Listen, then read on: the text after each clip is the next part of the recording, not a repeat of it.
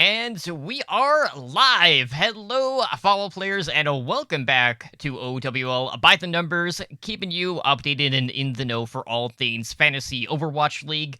I am your host, Humbly Drunk, and tonight on episode 65, we're going to get you primed for this week's fantasy matchups after what many are considered to be one of the more pick'em bustin' weeks that we have seen in Overwatch League history.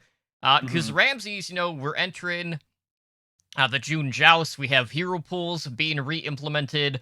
A whole lot of crazy things happening. A lot of melee teams that were looking really good, all of a sudden having their legs cut out from underneath them. Teams finding their footing after early struggles. Primarily, looking at a team like the Boston Uprising. We have the New York Excelsior rookies just downright clowning on the Fusion DPS duo that is highly touted. There's so much to kind of unpack from this past week. And at least with the Pick'em side, I can say I didn't have the greatest week, but then no one really had a great week. So it feels good knowing that lead that I got after Dallas Fuel won the main melee didn't just instantly vanish that very next week when we return to professional play. So, I'm still holding the top spot on the Pick'em leaderboard for now. Whether or not I can maintain that sort of momentum and keep, plebes a distant second remains to be seen. But I'm going to enjoy my time on the top while it still persists. And, hopefully we can just make heads and tails of the current meta and get a better read for where some of these teams are because it was a rough week. It not a lot went the way we were expecting, unfortunately. Um, so I know that when I played sports in high school, there's this kind of, I don't know if you would call it like a syndrome or like just some sort of weird happenstance where as a team, when you're playing, if you have a specific goal you're shooting for and a specific like thing you're trying to beat or a specific opponent you're trying to beat, you pump yourself up and you keep cresting and cresting, going and like ramping up and increasing as you like reach for that specific opponent or a specific game or specific achievement.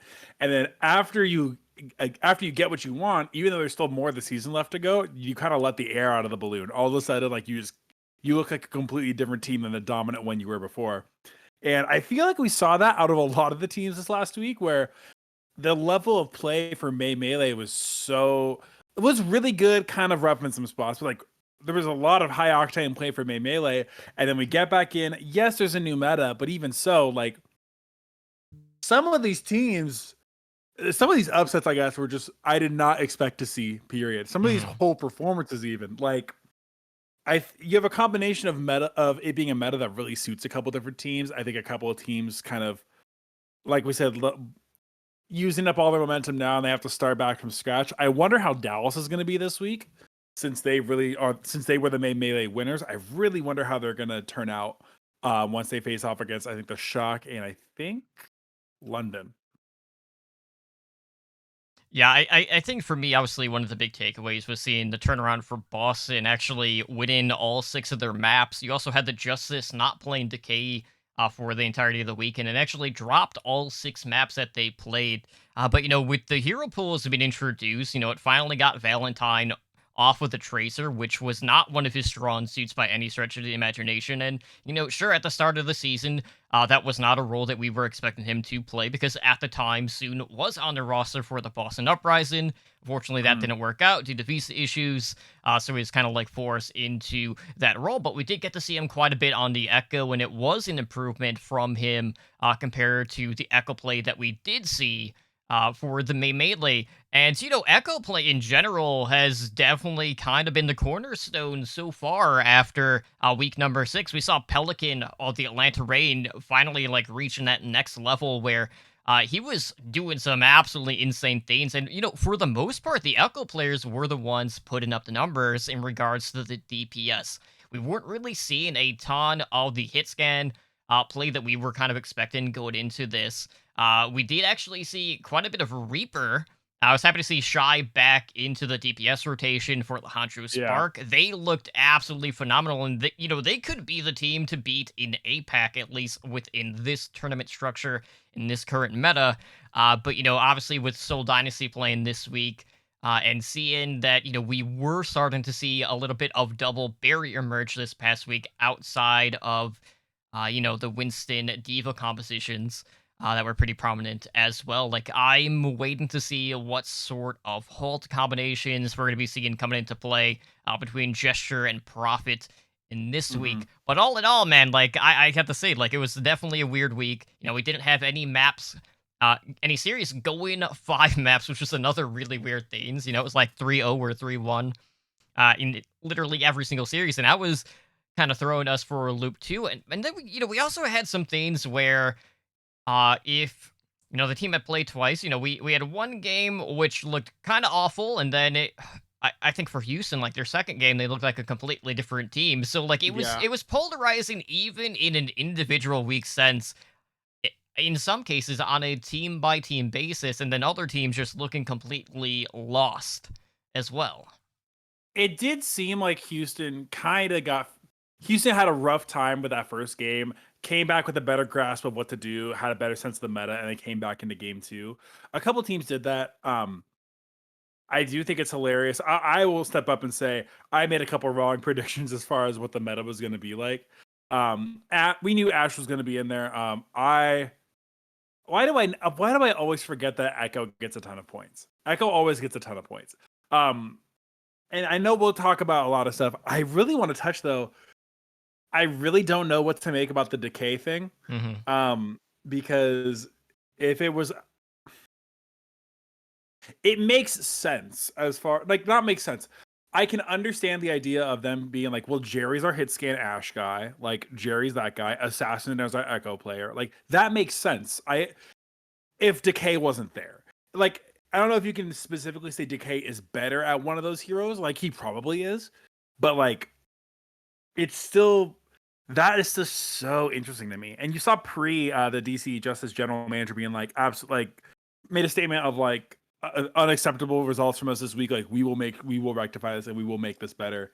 But like, I don't know if I'm ready to call it like a Decay is benching himself thing yet. Right. I don't know. I'm sure people already kind of have tried to run with that. Not as bad as last year, but like people have already tried to spin that Decay benched himself again. Yeah, I definitely don't think that's the narrative to be spinning right now. For me personally, like when I look at the Justice, honestly, I thought the tank line just kind of fell flat this week. Mhm. And I think part of that is just due to the fact that we have really only seen that one look from the Washington Justice with the tank line. We haven't seen that versatility, and it's very reminiscent of what we used to see in Contenders Korea, because when you look at the play in APAC, they traditionally aren't really playing, the bunker or any like stationary tanks. Like Mhm. I honestly do not remember any point in time where Mag played Orisa at the tier 2 level. So I don't know if that's Yeah. something in his wheelhouse. I don't know if he's just, 100% more comfortable on the Winston. But knowing that Fury basically came into a situation when the Justice faced a Paris Eternal and he was getting out diva'd by an Echo player in Naga, that definitely put things into perspective of just how rough of a week it was for the Washington Justice. So I'm not going to say like the problem was solely, oh, Decay wasn't in the game. But a lot of people are just like, well, he's your MVP. He's like your X factor, so to speak. So having him in there would technically be putting your best foot forward. But there are other issues on that team where I don't think just slotting Decay in would have made a difference in either of those series. Mhm. Which is unfortunate because Decay really has been kind of like their fantasy MVP just as a whole. It is like, and I was talking with friends about this. Mag has played other tanks besides Winston, right? So you're saying maybe not the Orisa, but like he was when Runaway was playing goats, he was their Reinhardt, right? Right. It like that inflexibility is a little bit weird. Talking about Boston too. Boston, like you said, looked really good so far. I'm 37 and Valentine really kind of stepping in to fill those shoes up. Um, we actually were talking about this beforehand. There's a little bit of a weird thing where like and I have to check it back. I have to check back in. So Gabe Bulsey is playing for usually the first map or the third map, and then you have Punk coming in to play Sigma. Which, like, it's a bummer because those guys are like this week they have got really strong. Like, they had a lot of points on their individual maps, but because they didn't play like a full 3, even Mm-hmm. it's really hard to be confident. Well, I take that back. Maybe it's hard to know with Boston. Like, are they going to 3-0 more teams, or are they gonna be like?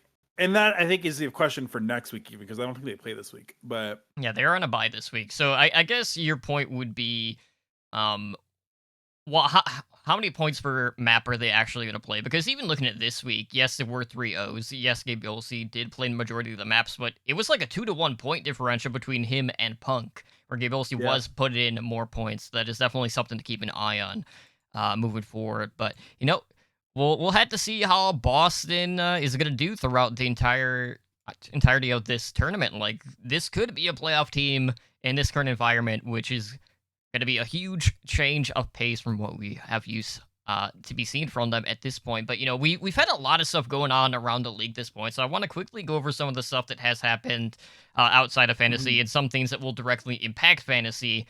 So we have a couple of retirements that we saw this week. First, for the Vancouver Titans with their main tank Shredlock announcing his retirement. And this team plays this weekend. They have not made an official announcement in regards to a replacement. I know I the rumor mill uh, has Chainzik being the person that are going to be signing, which is really weird to me because the last time we saw him was playing on Fusion University, not the team that's currently playing in Contenders Trials EU Fusion University, but back in like mhm. 2019 when they had moved to Korea before the whole rebrand into T1 and then they completely crapped the bed in Korea.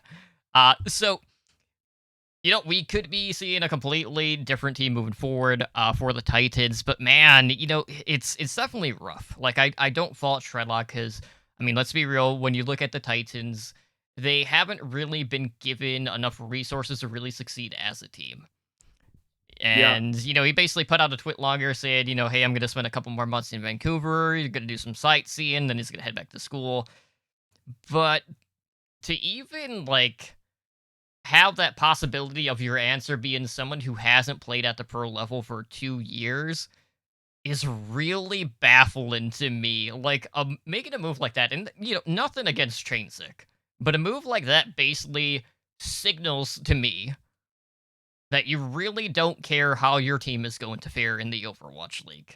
It's like a I don't throwaway. know because like the room like and again, according to what rumors we've seen, it's been insinuated that he placed above or not placed that he trialed above other like Western off tanks that he's played at a high like that he pretty much earned the spot, which good for him. I mean, but I agree, Vancouver has just not been given enough resources to where I think the resources they need. And I don't think they're the bottom team as we might have thought about earlier this year.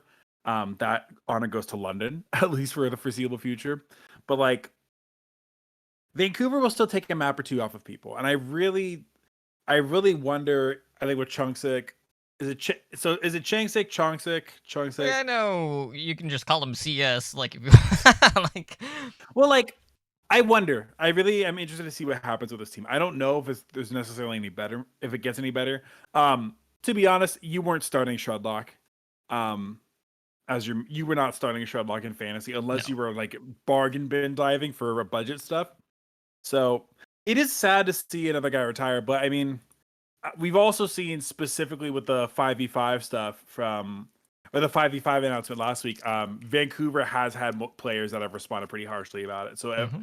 I think we're gonna see another wave of tank retirements when you look at because right, okay, if you're someone like Choyobin, like Fury, like Space, like you go like you're feeling like all right, like I'll find a spot somewhere. Like I'm pretty confident. If you're someone on the lower tier of the tanks in the league, someone who honestly like a shred block, um, I hate to say it, like a Hawk or a Gator, like I think we're going to see a lot of the players in that tier retire just because there's not going to be that many spots left. I think as the season gets on a little bit further and people think like, okay, well, I don't want to just sit here. I'd rather go do something. I think once we get into like the third or fourth tournament, we'll see more tank retirements, definitely. Mhm.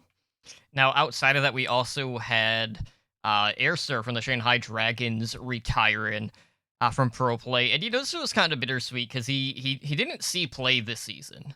Mhm. This is someone who had very high highs at times. I remember when he was playing the Hanzo, and he looked like an absolute madman, He was getting an pick after MVP pick. candidate season one A- or a- season two. Absolutely, he was up there. So he retired, and the Dragons actually made a sign in earlier today that was announced, and they picked up "Who Are You," which kind of came out of nowhere. But here's my take on this. Obviously, if we're not taking anything away from Acer, he's a really good player, but he wasn't seeing playtime, and a lot of that is just due to the fact that Fleta is on the Shanghai Dragons. Fleta has just been playing that good. Now all of a sudden they go out and they pick up "Who Are You," who has primarily always been known as a Genji player. I Mhm. don't think there's ever going to be a point in time where anyone is going to regard him as anything other than that.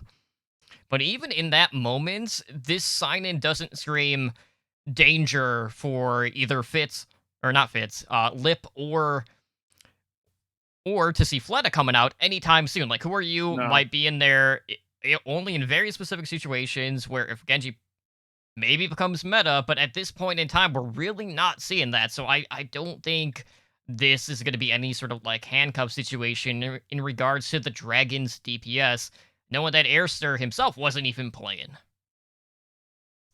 No, I don't think this is a worry for them at all.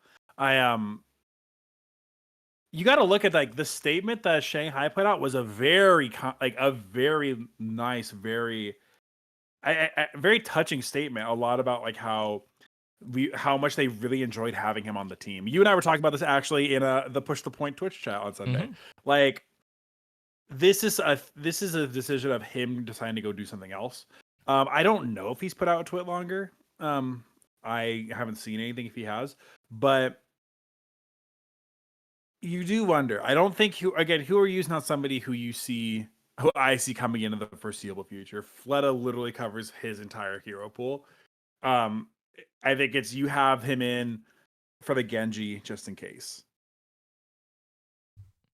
Right, always good to have that sort of pocket pick. But it's also pretty funny though because he's joining a former Lunatic High player in Mm. Fleta on the team, so a little bit of reunion in that case. But like I was trying to think, like the last time we saw him was probably with New York this past season. But he didn't really play a whole Yeah, lot either. But that was when New York had a ton of struggles with their DPS, and luckily for them, the rookies are starting to step up in a pretty big way. Now outside of that, I mentioned Fusion University earlier. That has been resurrected. So all of the EU talent that were signed to the Philadelphia Fusion are competing right now in Contenders Trials EU. They're having to actually earn their way into Contenders. They've already played 2 matches. They won their first series 3-1. They played Raspberry Racers earlier today, took that series 3-0. But for now, it's keeping Shockwave, Poco, and Funny Astro active. Like they're still playing, and it gives them something to do. You don't want to have your players just sitting like idle or only playing ranked. Get them in that sort of competitive environment, and they should have no problems making it good to Contenders EU. But for me, obviously, the bigger side of that is just knowing that Sugar Free is back. Getting to yes, DPS under a alongside different name. Shockwave. Yeah, so he's under the name Jolly at this point. But, what I love about this is, Fusion University went out and they picked up some familiar names to kind of like round out that roster. And Sugar Free has always kind of been like the child of the competitive Overwatch like community. We all want to see him succeed, but he was just so young when he bursted onto the scene where we're like, all right, it's still like 6 years until Sugar Free is Overwatch League eligible. But no matter how many times he's like diving into like other esports titles, like he's still actively been subbing in for other like contenders teams. So to see him back with the Fusion Uni boys is definitely a cool thing to see. And we also have Boombox return into the Fusion organization. And it's being coached by both Christopher and Cruz. So a lot of familiar names involved with this resurfacing. Fusion University.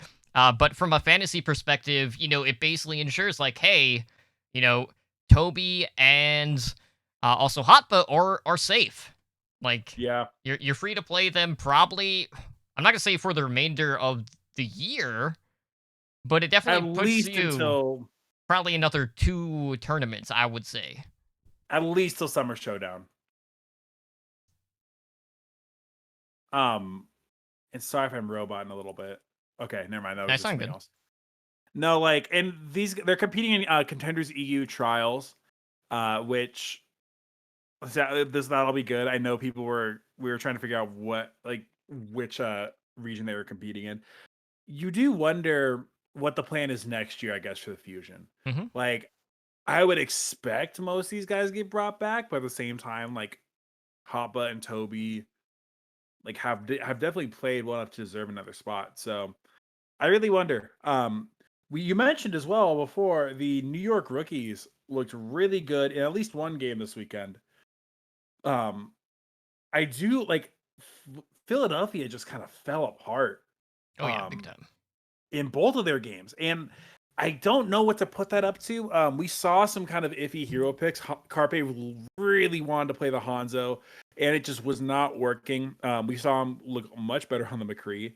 Um, I don't know if it's a case of them just not really having a good grasp on this meta yet, or if maybe it's I really don't know. And the thing with Philadelphia that's iffy is that they need to make this tournament Hmm. because like you can have a great record, but these tournament wins are what are going to net you like a safe playoff spot, not one you have to play in for. Yeah, and starting 0-2 is never a good case because even going 2-2 in these 4 week intervals isn't enough to guarantee you a spot in the knockout stage in regards to the tournament play, which is definitely something to keep an eye on. So I don't know. It kind of feels like, Philadelphia Fusion came out. They started 4-0, which, a lot of people expected good things out of the Fusion this year, but I don't think anyone was expecting that hot of a start. And of course, they did kind of cool down in regards to that playoff stage. But and we'll have to see how they adjust in their next set of games, as well as we've seen teams already adjusting on the fly, and Houston, we mentioned earlier, kind of were having to do that, and they were also incorporated a new main tank into the situation, as well as they have turned to the former LA Valiant main tank Dreamer. So Mhm. Dreamer basically comes in, debuts. Jonggu did play a little bit, but not that much. But Dreamer was playing the bulk of the matches and put up. I'm trying to think. I want to say it was like 55-ish points, which is by no stretch of the imagination a high number.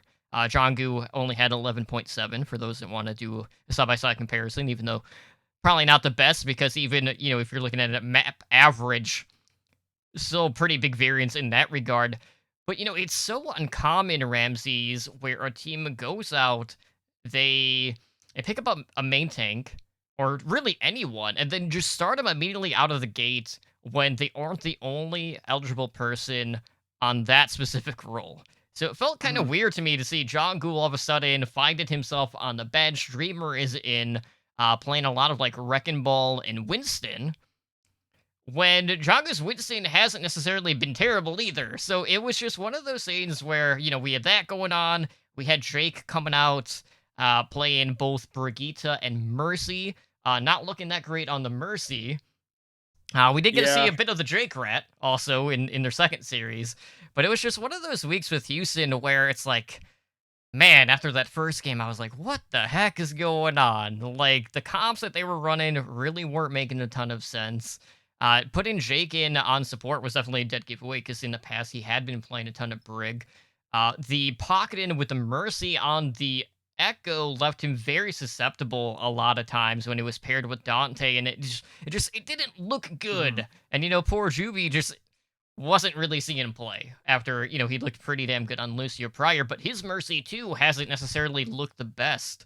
So it kind of puts Houston in this weird spot where you have a lot of really good pieces on this roster. But there is a very like evident hole at main support when it comes to very specific heroes within the game.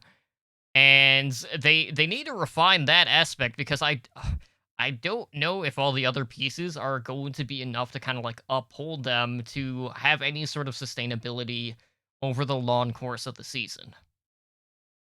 Well, and the thing is that makes sense about it, I would say, out of everything, is that Jake has so much experience playing Brig during Goats. Like, it would make sense if he's their Brig guy, and it's like they keep him in that map because they want him to play Brig on defense. Like, I don't know if the trade off is necessarily worth it there. I might be the only person who has this, but I have this very fine line of like how much Jake is too much Jake because he's a player coach, and I don't want to get to the point where like, all right, Jake's putting himself in every map just because I feel like we could get there at some point.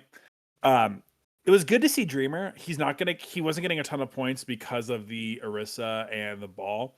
From what I remember, yeah, Jonggu has a decent Orisa.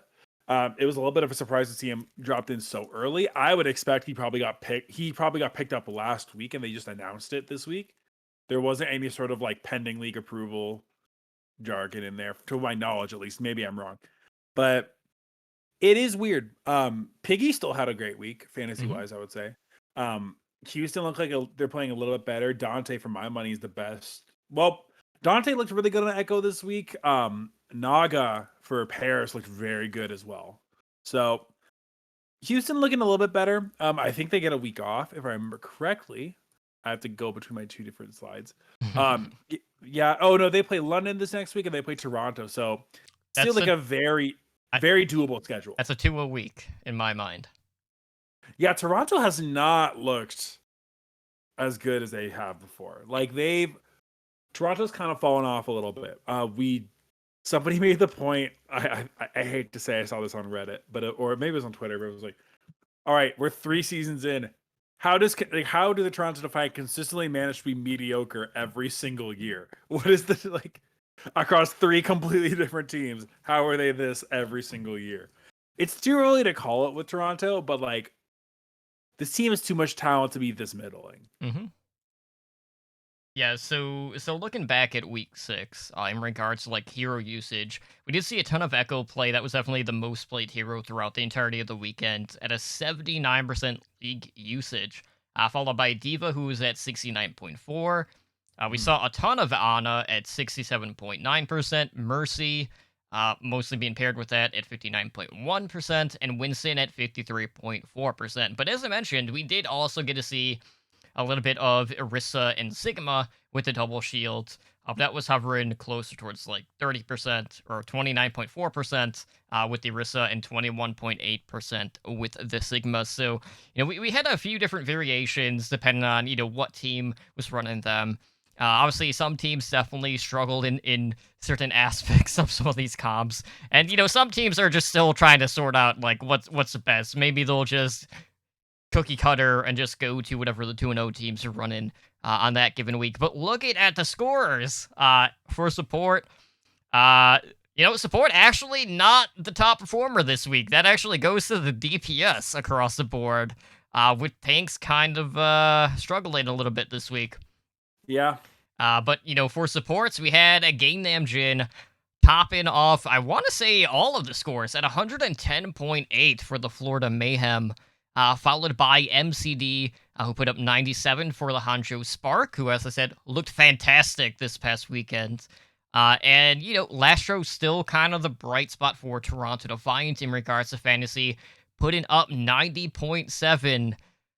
But man, it was definitely a rough go of things this week in fantasy. Like, I want to say, like, a lot of the top scores, just in general for teams, felt like it was like mid 500s, Yeah. which is a low number. It like I feel like it might be a trend as we get into new metas. Like the first week is really rough. Um, Unfortunately, Diva players. So Diva did not score that much. I think you saw Sigma here and there, but I think it was like you didn't see a ton of like crazy big like lots of Diva bombs, yes, but like the damage numbers for Diva aren't not that explosive compared to some other tanks. hmm Yeah, we had the off tanks really coming into the forefront for the tanks for fantasy, with Elivote of the Paris Eternal coming in with 99.4, followed by Bernard of the Spark at 96.7, and Kron rounding out the top three at 92.9. Not to say, Ramses, watching Elivote this weekend, also, with Naga, because we can't talk about the default play without talking about Naga as well. Mhm. We're on the patch with the remech damage boost, Oh gosh. and Elivote got 3 remech kills, and I know Naga at least got 1 as well. But it's Mhm. so funny that they're starting to track the amount of damage per remech now with the Overwatch League, which I thought was pretty funny. But to expect 3-in-1 weekends was not something that I was really thinking would be happening this soon. I actually had a double remech kill early today when I was playing with D from the Omnic Weekly, which I posted on my Twitter account. So you guys should Mhm. definitely go check that out. Because we were facing an enemy team that had a Widow Smurf, and they were playing really they were playing like assholes. They were just toying with us the entire time. And then their support line, I was playing Diva at the time, tried to like back me into one of the side rooms on Rialto, because it was in the second part of the phase. And they dropped me to like 5 health, and I remeched and I got both of the supports, even though I should have been dead to rights. But, that was just karma at its finest. But Elivote, man, he was looking good. Naga copying the enemy. Divas also was getting a lot of self-destruct kills as well as a remake kill. But I think for me, really the big surprise was just seeing the turnaround from the Spark. This is a Mhm. team that, they've always had a lot of talent on this team, but they've never been able to kind of like reach their potential, I think is the best way to put it. Where now all of a sudden, Shy has definitely kind of put himself in a position where he should be playing every map moving forward. Hopefully that is going to be the plan. Architect has looked a lot better. But I think Shy's just rounded out that team more so than what we've seen from the other DPS counterparts on that team as a whole. And, the Charge, they're still struggling, but they have 2 bright spots, and there is another Charge player that definitely put up some monster numbers over the course of the weekend. Mhm. Yeah, it looks like Shy Architect is going to be your DPS duo going forward. Bernard is still the off tank. We know that Liga is there. It'd be cool to see Liga at some point. We also know Coldest is still there. It'd be cool to see Coldest at some point. Um, Spark look really good right now. They have definitely fit well in this meta. It's almost I think I remember predding Elevo as a good pickup last week too. It's the remake kills are really funny. I think I saw, was it one of the Paris people? It was either it was a Vala tweeted something about like their secret to how they get so many diva kills, and it's literally like, all right, so I'm gonna get out of mech, you're gonna pocket me while I go and try a remake on people. Like I kind of love the idea of like having a Mercy blue beam you just so you can get like the double damage for the remake kill. I like it. Yeah, and then going over into, we've covered tanks a little bit, correct? Yeah, we covered the tank points. We're at the damage at this point. So, like I said, Naga had a really, really good bounce back week on the Echo. Him and Oniga look like a pretty good DPS duo. It's kind of funny to think that like earlier this year we were like, man, London's gonna look pretty good. Paris is gonna be the crappy team, and things have kind of flipped a little bit. Hmm. Um, so Naga is your number 1 DPS earner with 105.4 points. Choi Se-wan is number 2 for Guangzhou Charge with 101.7, and Lee from the Chengdu Hunters is 100.6. Besides, like, it is really interesting to see just how high the points were for Lee specifically against like the Fusion. I think I have to check what their other game was. Yeah, because they got 3-0'd by Shanghai from the first game, and then that 3-1 over Fusion just got them so many points. Yeah, what I love about that too is just seeing the amount of Echo play. Like, wasn't too much of a surprise, but I know Overwatch League had posted the Echo stats from Week 6, in the grab bag, their weekly column that they do. And, Mhm. they were talking about, Echo players that had at least 30 minutes played over the course of the weekend. And on that list, there was probably, I don't know, like 15 players listed at least. But more than half of them on there were all rookies. You're looking at Leaf topping out like the hero damage per 10 minutes and also like the final blows. And he also led in, his focus and beam kills per 10 minutes. And he was at the top in regards to duplicate eliminations as well. But you also have, Pelican in the top five. You have Naga, who was kind of middle of the pack choice. Juan was also on there. You had Assassin, Shy, and Valentine made the list too. It's like so many pieces on there, and Feather kind of like rounded them out. But it wasn't like all the mainstay names that you were used to seeing just dominating the league. Yes, Flutter looked fairly good on the Echo as well, but Dragons also had a really weird week. Yaki was doing decent, but he wasn't necessarily the best at it. He didn't lead any of the major stats, whereas you had more players, posting more numbers in regards to like solo kills. You had Mhm. Valentine and Rascal both averaging like 1.4 per 10 minutes in that regard, which in a lot of cases was almost double what some of the other players in the top 15 were doing. So it just shows you that even from like a player by player perspective, you could have an impact on Echo in different ways where, you do have more focus with the beam. You do have players that are being more hyper aggressive and going on ridiculous flanks like Pelican was when he did have that mercy pocket, just doing an absolute ridiculous amount of hero damage because he was clocking over like 12k damage per 10 minutes, which is absolutely ridiculous at that sort of level. And I'm not gonna say that that necessarily reflected in necessarily like the biggest fantasy Overwatch League numbers, but the DPS numbers, by and large, weren't that different in Mhm. regards to the damage dealers when you're looking at fantasy. You had like maybe like a 5 to 10 point differential, but you had like 10 to 15 viable options that were all within that sort of threshold, which is something that we are just not used to seeing. Normally, you have someone who is going in, they have a monster week, and in a lot of situations, that's probably like 10 to 15 points higher than the person below them. And it happens time and time again, but this week was hyper competitive in that regard, and it made for a very interesting week of Fantasy Overwatch League. Mhm. Especially too because, like we said at the top, most of the there were so many upsets, and they were 3-0 upsets. So it wasn't like a close game for a lot of them. So a lot of teams that we expected to not put up great numbers actually had really solid results this week. Right on. So looking ahead, we have week 7 happening, and we're gonna get to see the other side of the coin, really, with some of the other teams that fared pretty good in regards to the May Melee. We got the return of the May Melee champions with the Dallas Fuel, which could be pretty interesting, knowing that we've already kind of seen the Philly honeymoon kind of ending already at this point after their 0-2 week. I'm not gonna say I'm soured on how Dallas Fuel could do, but it does make you wonder, like, are we going to see something similar? But anyways, we do have some pretty interesting matches this week, which of course, we'll make our picks here in a little bit. But who are you looking at your must starts for this week? Because we got some pretty juicy matches, and we have seen quite a few Echo players really coming to the forefront here this past week. I think for DPS, it's still Dante and Pelican.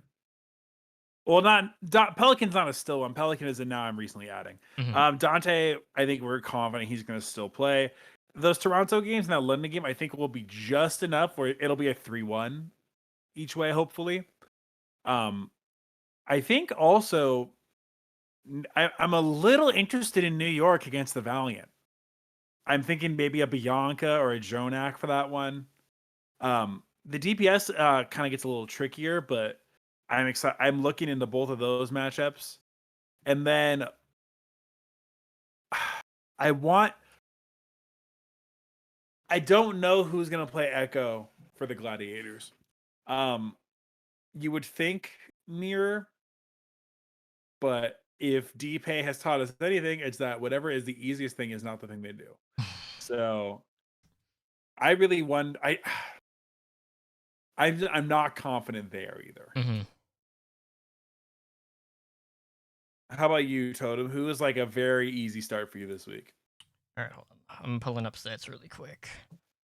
Okay, so I'm expecting better things from the Dynasty this week. I feel like this sort of double shield is going to kind of be what sets him up. So I'm assuming we're going to see a lot of profit coming into play. I know he's 80, so that's one that I'm kind of hesitant on only because of the cost. But you mentioned Pelican. He's 70 this week, but it's some pretty good numbers. Fleta is still in that like mid-table price range at 66, so you still get a very good value from him.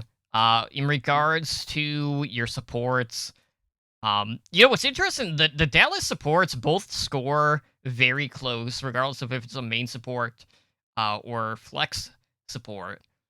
And their cost is also basically the exact same. So Fielder's at 74, Jexay is at 73. But if I'm sticking to a duo, I'm probably still gonna play Crimzo. He's still been my cornerstone piece, and I don't think that's going to change. Unless Houston's not playing. Otherwise, Gain Namjin is basically like always my other support that I pick. But Yeah. I really like Lastro. Lastro has been still putting up solid numbers. He's still one of the lower cost flex supports that you can get in the league. So he's someone I would play. Outside of that, we've seen good things from Hanbin all season. Michelle has still been fairly good at a cost of 73, which is kind of middling for the flex tank. He's getting some good points. Not like incredible, but like he's done all right.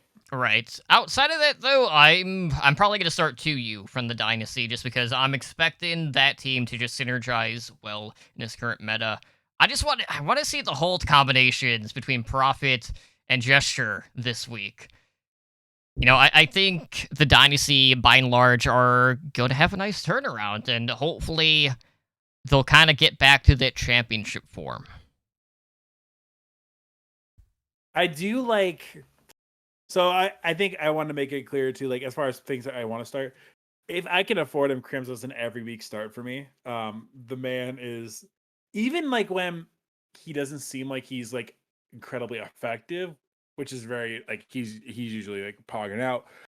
He still gets so many points. He's still above like that 1 point per cost average. Yeah, like I'm confident with him.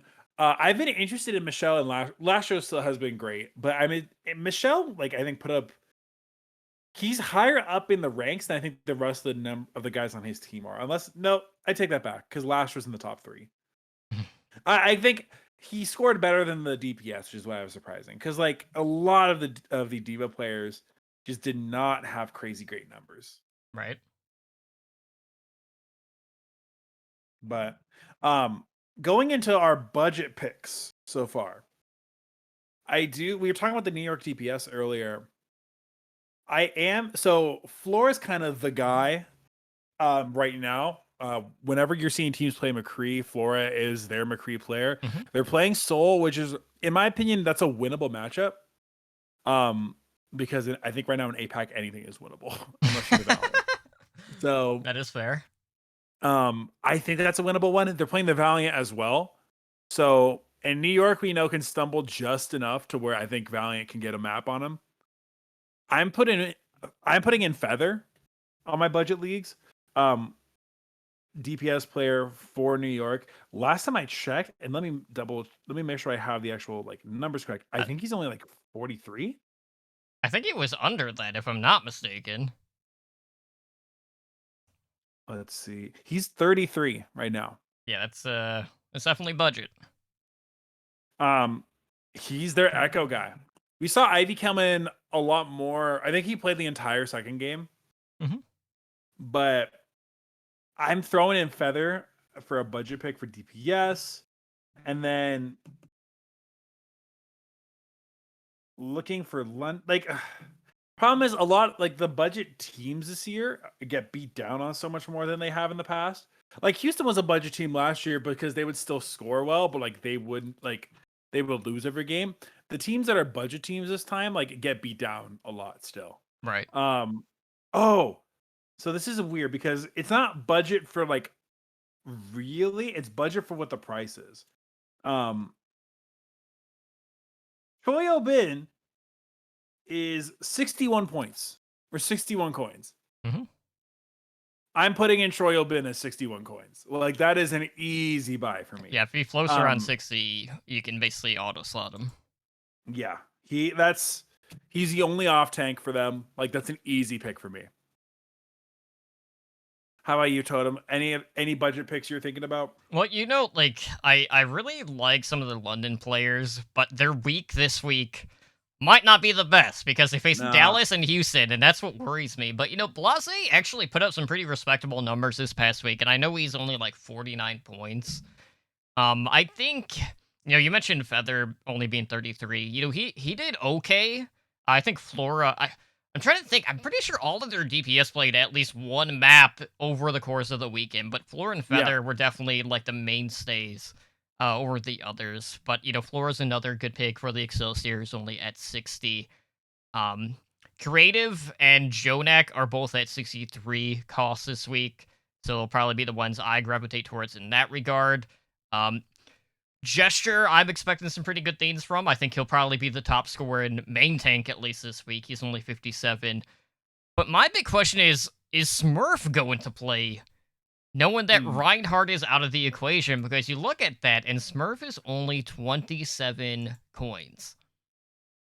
He is their Arissa player, if I remember correctly. He was a Orisa player, but it's just a matter of, is that going to be what the Shocker bringing to the table this week? It's going to be a gamble, but that could definitely free up a lot of points for another slot in your budget options. He's So played he's played ball for them too, if I remember correctly, right? a little bit, yeah. So in my mind, that's a gamble worth taking. 27 coins is not a whole lot, even from a budget standpoint. Mhm. Because I want to say, like, the absolute minimum that you could have is 20. For those kinds of leagues too, I would say that if you what in leagues where you have to pick a team, New York is the team I'm picking. They're cheap. I think I'm gonna knock on wood so much. You have like I think you have what could be considered a guaranteed win against Valiant, and then I would say a competitive game against Seoul. They're one of the cheaper teams that actually has a pretty good chance of winning both their games. I'm going there. I think they're like 21, 22. Mhm. I'm probably wrong. Don't get mad at me. But Well, if you were expecting Amir to start for the Gladiators, he's 34 coins. I don't.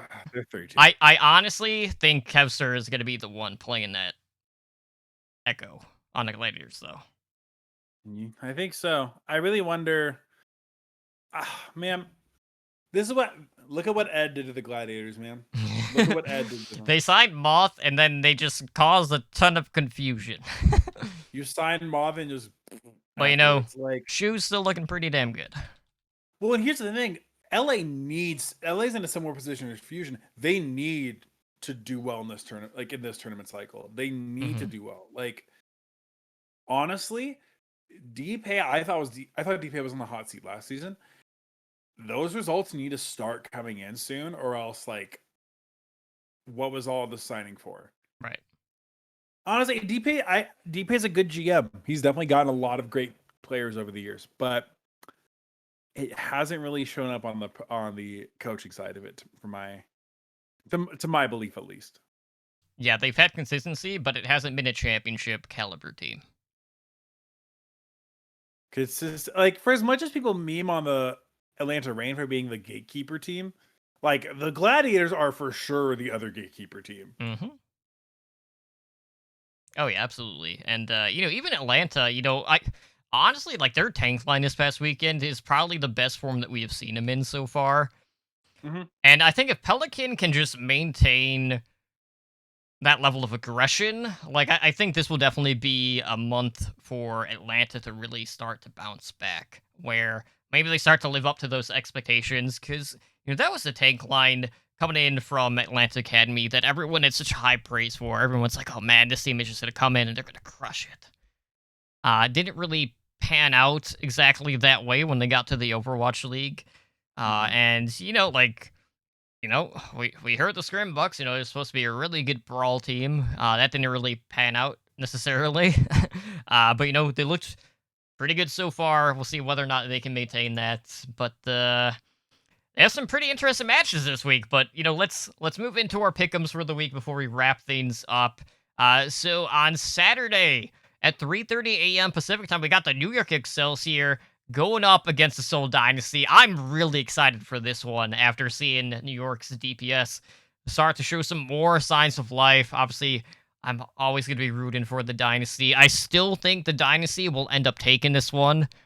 But I'm expecting, we're not going to get 3-0-3-1 Overwatch this weekend. I'm Mhm. expecting some more closely contested matches throughout the week. This one, I think I have 3-1 in favor of the Dynasty. Would not be surprised if it goes a fifth map here. But I think as long as the Dynasty stick with the double shield, I think this is an absolute win for them. If they Yeah, I try, think it was if they get too cute and they try to do some other shit, New York is going to beat them. I no, I agree with you. If we see a lot of if they stick with the double shield, I think they for sure have it. I think they definitely have it. But if we see some other comps, then I think it might go New York's way. We do get to see why is Marvel stuck on the Marvel makes me sad. I want so much more for Marvel. He was better than Gesture for so much of the time before. Um no, like double shield, if Marvel's on the Sigma, I think you're solid. I definitely think you're solid. Um at any I just don't I don't know the it's because it's their bread and butter. I'm trying to think of I definitely could see New York winning. For the sake of being different, I'm gonna put 3-2 New York because I want so we can be different. Um 3-2 New York, it is gonna be a slobber knocker, as Jim Ross calls it. Hmm. Totem for the second game, Saturday, 3 p.m. Pacific time, Atlanta Reign versus LA Gladiators, the battle of the gatekeepers. Um Atlanta looking better so far with Pelican and Kai at DPS. Like you said, their tank line looking, I think, the best it's looked in a very long time. Um, do we think the Gladiators are come out hot enough to start, or do we think that they fall? Well, that's the thing. The Gladiators open their week against the Titans, which should be a pretty easy win. So, that's a match you're not really sweating. And if I'm not mistaken, I think that's Atlanta's second match this week. Mm-hmm. So, honestly, this is a situation where I think both of these teams are going to primarily be focusing more so on this one than the Titans, because that's more of a all right. That's column in the win, like tallied up in the win column. It shouldn't be that much of a problem. But the Gladiators always worry me because we've seen so many different iterations of the support line. And, Shu has been very good. Like, their DPS lineup, Birdgreen has still played at the level that we kind of expected him to be. The tank lineup has been a little inconsistent. So, in my mind, I'm going to go with the hot hand. I think Atlanta is going to take this one. I think a lot of it is just going to boil down to the differential in the echo play. So for me, I don't imagine a situation where Kefster or Mir, depending on who they're gonna go with, because let's be real, it's Gladiators. I'm assuming it's going to be Kefster. I don't think he's gonna have a bigger impact than Pelican can. If Pelicans plays anywhere near the level that we saw from him in week number 6, so in my predictions, I had this one going 5 maps in favor of Atlanta. I I'm with you there. I think I've turned around the stipulation of I don't know who I had on the past where you expect a team to lose just in any sort of situation like this. Um I think Atlanta takes it at this rate. I don't think that whichever Echo player is on there, I don't know if they beat Pelican. Whichever Kai Birdwing, I think is an even matchup. And then I think that the tank war goes to Atlanta right now. Um, I nothing against Muse. I just don't think him and Space have shown me enough to where I would consider them a better duo than Gator and Hawk in the current meta. But you take Shoe Moth any day. Although, if Skewed comes in to play the break for a bunch of maps, because of course, then who the heck knows? Which would lead us to that interesting match on Sunday, also at 3 p.m. Pacific time. We got the Dallas Fuel, your May Melee champions, going up against the San Francisco Shock. And, looking at their first match, the Shock faced the Defiant, which should be probably a pretty easy win in that regard, just because they've definitely gotten off to a little bit of a slow start in regards to this current meta. So, all right. You look at the hero pool Ramses, and you're like, all right, Tracer and Sombra are out of the equation. Oh, yeah, you also can't really do Brawl, because Reinhardt is out. Mm-hmm.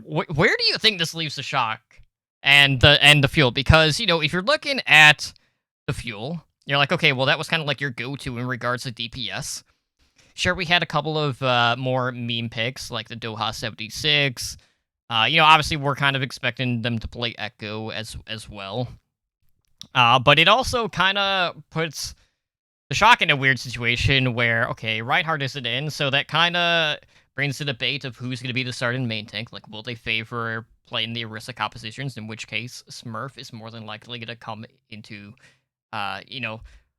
the playing field at this point in time, which could definitely cause a lot of shakeups in fantasy at such a low cost of 27 points. Who are you favoring? Because this kind of takes out a very big archetype in regards to kind of like one of the prominent ways that these two particular teams play. Like, are you favoring the team that it impacts the least, knowing that it kind of double dips against the Dallas Fuel? Like, this hero pool targets two specific people. Like, between the Sombra and the Tracer, like, that takes out so much of what Dallas is running. Doha runs a fine Echo. We know this to be true. I think that this is where the lack of a hit scan really kind of punishes them. I'm sure they could play it, but like, by the way, Pine's not playing right now, okay? I know he's in draft buff. He is available to be picked. He's not playing. Okay? Do not think that he's going to get playtime this week. So I think this one goes San Francisco. I mean, I'm just saying, Dreamer literally just got signed and already debuted for the Outlaws. Yeah, but Dreamer, I think, was still in North America. I mean, that is also. I'm pretty sure that's also true. But yeah, I'm not expecting Pine. No, I think San Francisco wins it 3-1. 3-1, probably 3-2 to be honest. But what are you thinking? I really just wish I had a better understanding of what Dallas is planning to do, because they were kind of the ones that dictated the meta, or the differential in the meta going into the main melee, where everyone was having to adapt to them. And, having the hack out of the equation completely definitely opens things up a lot more for the other teams to start to counterplay them a bit more. But I don't want to take anything away from what this tank and support line have been able to do already. I think the Shock have definitely been bloodied a lot this season. And, that just comes to show the overall level of play leveling up in the NA side of things, where nothing is really guaranteed for the Shock anymore at this point. You have a lot of teams that are taking a fight to them where, they're losing maps that they wouldn't have lost to teams in the past.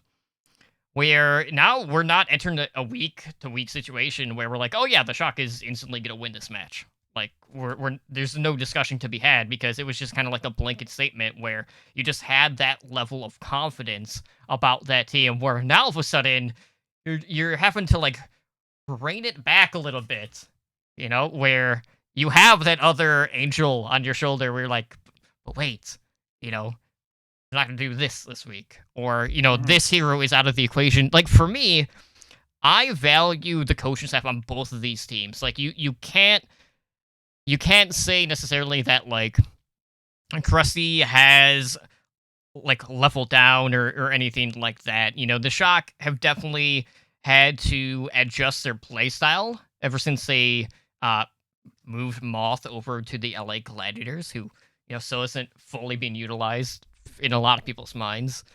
Mhm. But I really think I think Dallas has shown that when it comes to figuring out what is best for their team as an identity, or like what their play style is, I think they've had a better pulse on that than the Shock have this season. So I am going to give the nod to Dallas. I think it's going to buck the trend of these finalist teams kind of falling flat right out of the gate after a meta change. But this is one of the other matches I had going 5 maps where I'm not going to be surprised either way. I'm going to be rooting for Dallas just based off of what we've seen from them. And I want to see them continue to succeed while still like driving home the narrative of, hey, we can still do things our way and we don't necessarily have to play hit scan in order to do it while you guys try to come up with an answer to what we're running, because that to me is far more compelling of a storyline than what the Shock is doing. I know the Shock are going to be well coached, but this element Mystic Core has been firing on all cylinders, and I think that's going to be a trend that's going to continue this week. Mhm. Yeah, I I totally agree with how you said it. We know that both teams are very well coached. I think it will be who has a better grasp on the meta. And I know that I've heard some people already try and make the argument like, well, this is why hero pools are bad because you can't counterplay if like you're not because of this and this. Like, That's a bullshit argument only because a lot of times it always boils down to the simple fact that yes, there is counterplay, because a lot of the counterplay always involves mirroring what your opponent is doing. mhm. Well, and it was stuff like, oh, well, like they can't, like, how are you supposed to get the echo out of the air if like this is banned or Mhm. I don't know. You've had 2 weeks. If you're San Francisco and you're Dallas, you've had 3 weeks. Right? So you've had the time to prepare. You have this whole hero pool for like the next 3 weeks. So I know people want to throw in the whole like, oh my gosh, like hero pools killed a bunch of careers last year, and they did, but also they were changing literally every single week. Mhm. Like It's too I think frequent. it's super frequent. If there's any team I trust to crack it, it would be Dallas. That being said, I think Hitscan's so essential right now. And San Francisco, if they're smart, has enough like great hit scans. I think that they take it. I think they edge out. To each their own. Should be a fantastic match one way or the other. But it is starting to get a little late here. I gotta go start my movie stream, so let's wrap things up for tonight. So if you guys want to help us out, of course, the best thing to do, as always, is to head on over to iTunes and leave us a review. Let us know how we're doing, and let us know how sorely you're going to miss Ramses, because Mhm. Ramses is taking a bit of a hiatus, I guess would be the best way to put it. Things are kind of A changing. sabbatical is the word I would like to pretend I could use. So expect next Tuesday for Edinar to probably go on a like 2,800-minute rant about why Ramses isn't here, all that good stuff. But I mean, Ed's in my neighborhood like I think tomorrow and is too busy to come and hang out with me. So unbelievable. I mean, yeah, for sure, it's a trip with his significant other, whatever. Yeah, just work schedule is getting a lot more busy. I hopefully in a month from now, I should be in a spot where I think I can come back on Tuesdays, but I don't know. It's weird. Work schedules are very irritating, but I am looking forward to being back here as soon as I can. Absolutely, and I'm just saying this, but Edinar's here, not here, a week after he got third place again in the host league. Just saying, throwing it out there. Ah, convenient. How convenient. Happens yet again. But anyways, outside of that, of course, you guys can directly support the podcast network a couple of different ways. So Ramses, please let our listeners know how they can do that. For sure. If you want to help us out, we've already talked about reviews a little bit. You can also help us out via Patreon if you want to show some additional support. Tiers start at just $1 a month, and all the info you need is at patreon.com/OWL network. helps keep the lights on, helps deal with fees for submitting everything. Really is just makes stuff easier. And if you join, you can join like our master and above patrons, including Daniel, Owl, Kasha, and Plebes, Mr. Second Place in the Pick'ems, in helping our network grow. If you want to contact the show specifically, you can get us by email at contact@owlnshow.com. Our Twitter handle is @owlbythenumbers. Our website is owrecall.com, which has a bunch of great Overwatch stuff on it. There's some YouTube stuff. I know we go back and forth as far as how often stuff gets on there, but all of our YouTube stuff is at youtube.com/Overwatch League Network. Discord, our Discord server is super fun. I've met a lot of great people in here, and it's a great place to bag on Ed whenever he feels like having a weird take. Discord.me/owlnshow. If you're watching live on Twitch, you already know what our handle is, but we're at twitch.tv/owlnshow. We are a Twitch affiliate. You can help to support the show by subscribing to the channel, and you earn our network emoticon. Our podcast network streams pretty regularly, specifically over Owl by the Numbers on Tuesdays at 6 p.m. PT, and Heroes Never Die, which is our variety show, at Thursdays at 2:30 p.m. bi-weekly, so every other week.